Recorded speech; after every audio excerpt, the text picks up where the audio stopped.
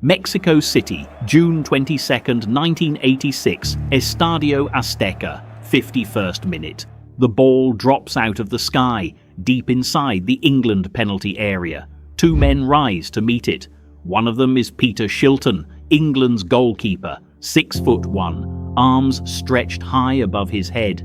The other is Diego Maradona, 5'5", jumping from a standing start with his back to the goal. Shilton should win this. By every law of physics, he should win this. He doesn't. The ball loops off something, a fist, though nobody watching in the stadium can say whose, and drops over Shilton's outstretched hand into the net. Maradona wheels away, arm raised, sprinting towards the corner flag. Behind him, English players are already surrounding the referee, pointing at their own hands, shouting in a language he doesn't speak.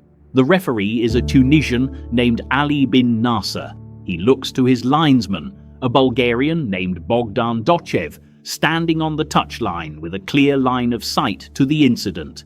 Dochev's flag stays down. The goal stands. Argentina lead 1-0.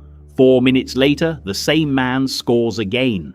This time, nobody protests. To understand why 51 minutes in a football match still gets talked about, 40 years later, you have to go back further than the match itself. 4 years earlier, in 1982, Argentina and the United Kingdom fought a war over a small group of islands in the South Atlantic, the Falklands, called Las Malvinas in Argentina. The war lasted 10 weeks. Argentina lost. Nearly 650 Argentine soldiers were killed, many of them teenagers doing compulsory military service, sent to fight with inadequate training and equipment. By 1986, the two countries had no diplomatic relations. When the World Cup draw placed Argentina and England in the same quarter-final, the fixture stopped being just a football match before a ball was kicked. Newspapers on both sides framed it in the language of the war. Players on both sides were asked repeatedly whether this was about more than sport. Most said no. Few people believed them. Argentina arrived at the tournament with a team built almost entirely around one player.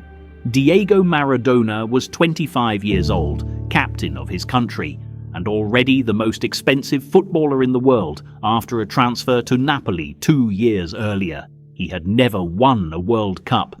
This was, by his own later account, the tournament where he intended to change that. England, for their part, had stumbled into the quarter-final.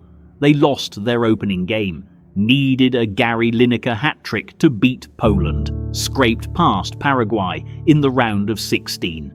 Their manager, Bobby Robson, had few illusions about what his team was facing in Maradona. He had watched him destroy defences all tournament. The match kicked off at 1 in the afternoon in Mexico City's altitude and heat, in front of a crowd of over 114,000 people. The first half finished scoreless, both teams cautious, both aware of what the result would mean at home. The second half was 6 minutes old when Maradona picked up the ball just outside the England box and tried to thread a pass to a teammate. An England defender, Steve Hodge, intercepted it but mishit his clearance, looping the ball backward over his own goalkeeper into the space where Maradona was running. That is, the ball that dropped between Maradona and Shilton in the 51st minute. What happened in that jump has been studied, frame by frame, more than almost any other moment in the sport's history. Maradona's left arm was raised close to his head as he jumped, not fully extended, not an obvious swing, but enough. His fist made contact with the ball a fraction of a second before Shilton's glove did. The ball changed direction, dropped over the goalkeeper, and crossed the line. From pitch level, at full speed, it was almost invisible. Ali bin Nasser was several yards away, with players between him and the contact. He looked immediately to Dochev, whose job on the touchline was exactly this kind of decision. Dochev later said something about the incident felt wrong to him, but under FIFA's rules for that tournament, assistant referees were not permitted to overrule the referee's initial read of a play, and he did not raise his flag. Bin Nasser pointed to the centre circle. Goal! England's players surrounded him. Terry Butcher and Shilton both mimed a punching motion with their hands. Bin Nasser has said decades later that something about the goal felt wrong to him too, that he had his doubts the moment it went in. He allowed it to stand anyway. Argentina led 1-0. Play resumed within a couple of minutes as if nothing had happened. 4 minutes after that, Maradona picked the ball up again, this time inside his own half, near the halfway line, with his back to the England goal. What happened over the next 10 seconds required no officiating judgment at all. He turned with the ball at his feet and ran directly at England's defence. He beat Peter Beardsley. He beat Peter Reid. He cut inside past Terry Butcher, who lunged and missed. Terry Fenwick came across to close him down. Maradona shifted the ball and left him behind too. Butcher recovered enough for a second attempt and missed again. That left only Shilton, off his line, committed early. Maradona went around him on the outside and rolled the ball into the empty net. 10 seconds. 5 England players beaten. No contact, no controversy, no argument from anyone in the stadium. Argentina led 2-0. Gary Lineker pulled one back with 8 minutes remaining, but England could not find an equaliser. The match finished 2-1. After the game, a reporter asked Maradona directly whether the first goal had been scored with his hand. His answer, translated from Spanish, was that it was scored a little with the head of Maradona and a little with the hand of God. The phrase outlived the tournament by decades. Bobby Robson, England's manager, said afterward that he did not understand how a referee and a linesman could miss what had happened in front of them.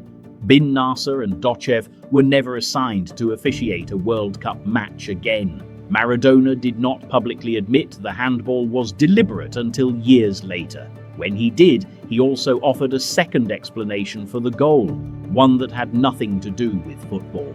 He described it as symbolic revenge for the Falklands War, a way of taking something back from England on a stage the entire world was watching. Argentina went on to win that World Cup, beating West Germany in the final. Maradona was named player of the tournament. The shirt he wore in the England match, swapped with Steve Hodge in the stadium tunnel afterward, stayed in Hodge's possession for 36 years. On loan, for a period, to the National Football Museum in Manchester. In 2022, it was sold at auction by Sotheby's for £7.1 million, a world record for a single piece of sports memorabilia.